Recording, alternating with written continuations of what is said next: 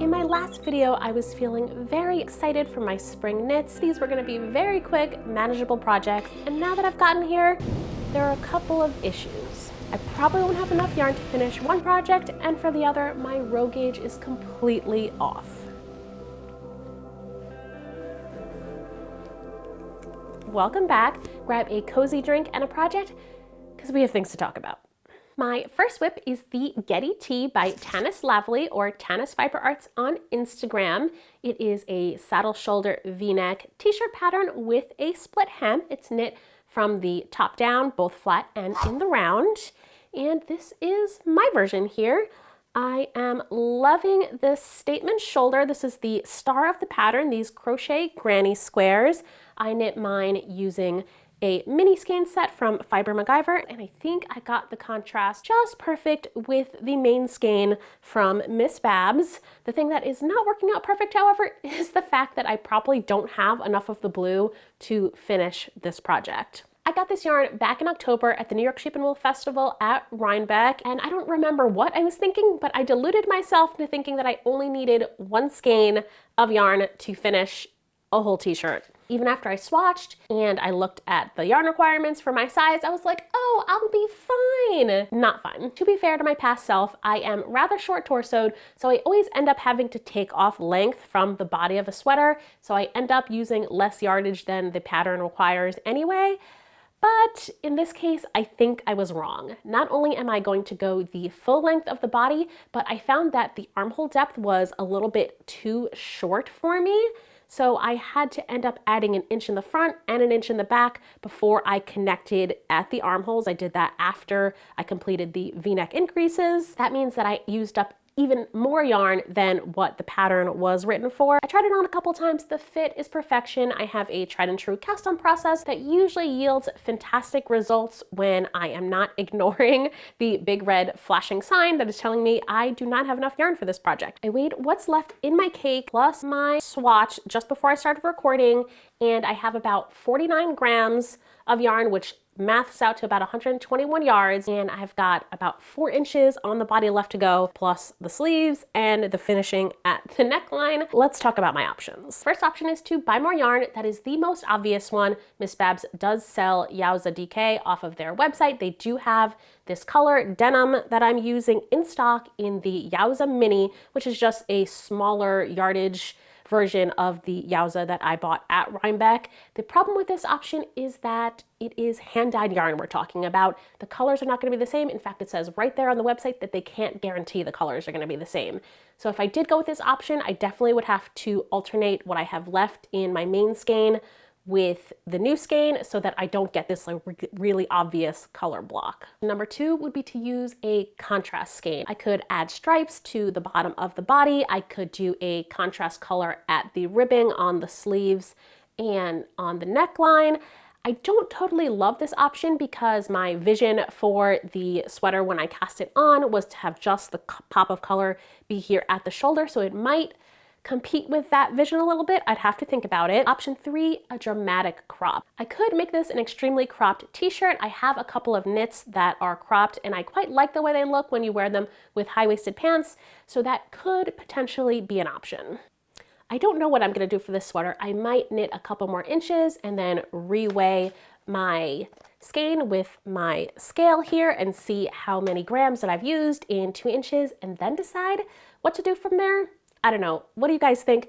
Drop me a comment if you have any ideas on what I could do here with this sweater. This one is going to get some serious pondering.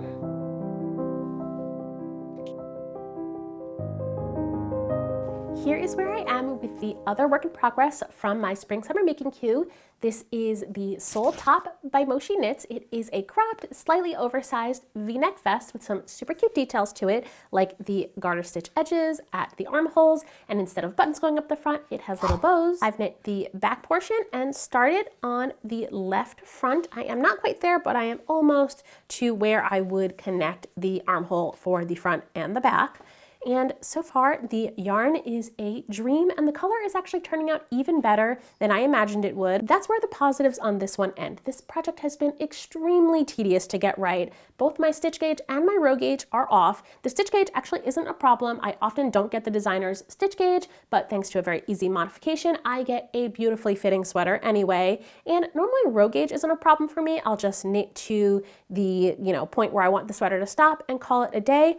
But this is a V-neck. That's where the problem is. There are a set number of stitches in a set number of rows to get the shaping of the V-neck, and my row gauge is 2 inches off.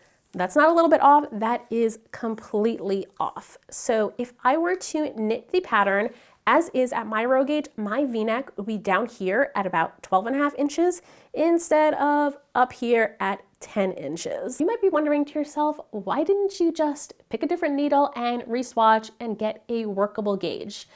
I'm kind of wondering that to myself right now, to be honest, but the real answer is that I liked the fabric that I was getting and I didn't want to change it. The knitting designer Jack Cieslak posted a really interesting video on gauge on Instagram pretty recently. I'm paraphrasing here, but they said something to the effect of knitters often go to unreasonable lengths to get the designer's gauge, when gauge should be a conversion point between the knitter and the designer. They said it better. Go watch. I've already been following this philosophy for a while now. It's why I never actually bother getting the designer's gauge in a pattern, but I might have gone overboard on this one. On top of my row gauge not being right, I also decided that I wanted to modify the depth of the neckline. The pattern has a neckline depth of 10 inches. That was a little bit too long for my comfort, so I decided to make it 9 inches, which just meant extra math, extra futzing with the chart. I didn't always know how to modify patterns like this, so a little explainer for anybody who is interested. I basically needed 2 formulas. How long will the piece be at the designer's gauge and my gauge? The formula for that is rows divided by gauge. And I needed to know how many rows do I need to knit in my gauge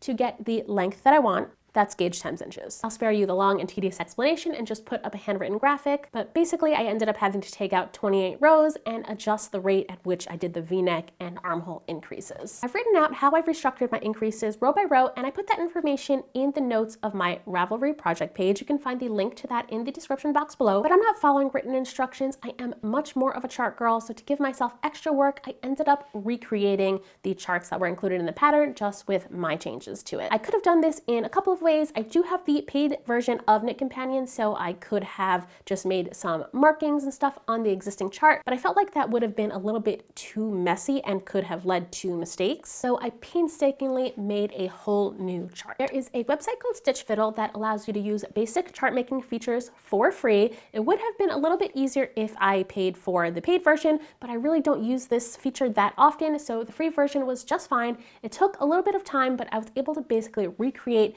the front left and front right charts that were included in the pattern just with my modifications on it. And here I am with partial results. I'm not totally done with the V-neck increases, but so far so good. I have to try this on. I'll probably wait until I finish the armhole increases, and then I'll just take a locking stitch marker and connect the back and front and just slip my arm into it and see how I'm doing. But I'm cautiously optimistic that this is going to turn out well.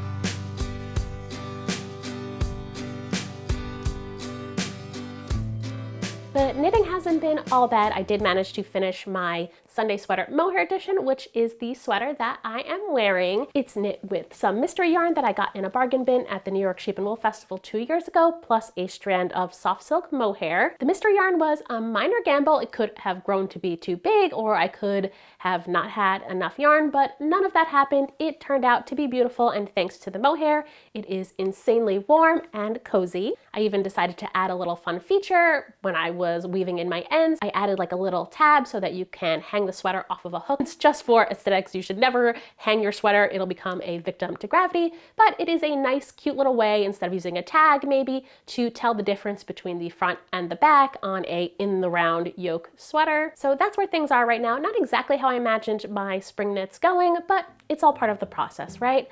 I'll keep working on these, and hopefully I'll have a better update for you in the next video. Thank you so much for watching. I'll see you soon.